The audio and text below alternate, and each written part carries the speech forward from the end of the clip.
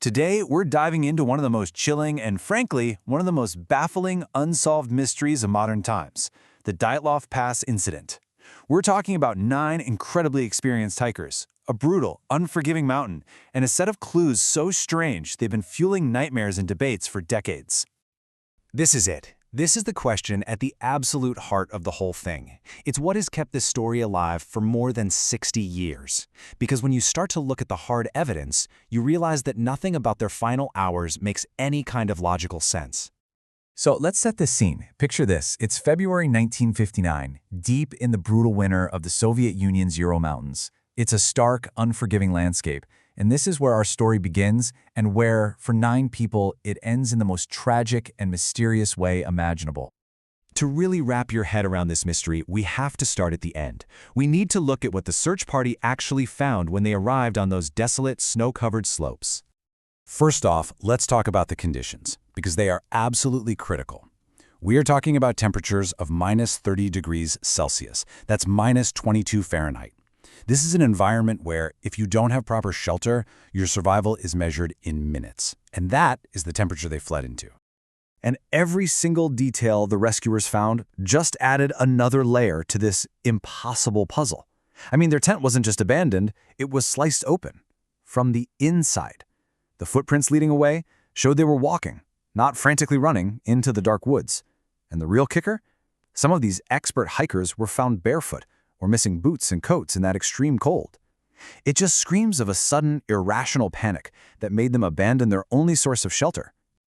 So, you're probably asking, who were these people? Were they just unprepared, clueless? Well, that's what makes this so strange. They were the exact opposite, which only makes this whole thing even more mysterious. Yeah, this was not a group of amateurs. These were all accomplished hikers with serious ski tour experience. Their leader, Igor Dyatlov, was going for the highest certification you could get. They were smart, methodical students and grads from a top university. They were meticulously prepared. They knew the risks inside and out, which makes what happened next just so hard to understand. And this right here brings us to the core of it all. This deep, unsettling conflict between how skilled these hikers were and the absolute chaos of the scene they left behind. So let's just break down these contradictions. This is the enigma in a nutshell. On one side, you have these methodical, seasoned experts totally equipped for the worst Mother Nature could throw at them. And on the other side, a scene of just sheer, illogical chaos. So how do you get from A to B? What on earth could possibly bridge that gap? The state of the bodies. Well, that just sends the mystery into overdrive. The first few they found, it looked like they just froze to death. But then, months later, they found the rest in a ravine. And their injuries were horrific. A fractured skull, a crushed chest. But the weirdest part, some had these massive internal injuries, but with almost no external damage. It was as if they'd been squeezed by some unbelievable force. I mean, just let that sink in. The medical examiner at the time said that no human could have possibly inflicted these kinds of injuries. The force involved was like being hit by a car. What could do that on a remote mountainside and leave almost no mark on the skin? And just when you think this story can't possibly get any stranger, it does. Get this. They found small but significant traces of radiation on a few pieces of their clothing. It's a clue that just doesn't fit with any normal natural explanation, and it has fueled wild speculation for decades. So, what do we have? An impossible scene? Baffling evidence? A total mystery. As you can imagine, over the years, countless theories have popped up, trying to connect all these very strange dots. And the explanations really run the gamut, from the scientifically plausible to the truly bizarre. So let's take a look at the main theories that have been seriously considered. Okay, so this is the official explanation, and the one most favored by investigators today. It's called a slab avalanche. The idea is that a big, heavy plate of snow slid down and hit the tent. It wasn't huge, not enough to bury them, but it was enough to cause serious injuries and trigger a massive panic. This forced them to cut their way out and get away, where they eventually died from the cold. And, interestingly, a 2021 study, using the same snow animation code from the movie Frozen of all things, showed that a delayed avalanche on that exact slope was totally plausible. But, this theory isn't a perfect fit, not by a long shot. Critics will point out, hey, these were expert hikers, they would have known to avoid an avalanche-prone slope, and the area where they pitched the tent really wasn't that steep. It also doesn't really explain those massive internal injuries with no external wounds, or why their footprints looked so orderly as they walked away. The questions definitely remain. All right, now for a more unusual idea. Infrasound.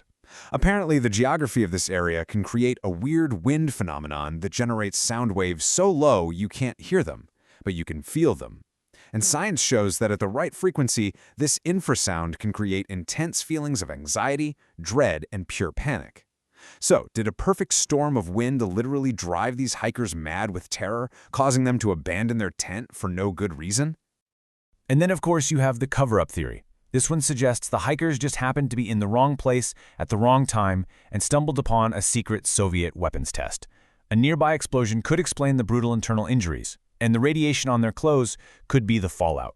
In this version of events, their deaths were either caused by the test itself or were part of a cover-up by the authorities to hide what really happened.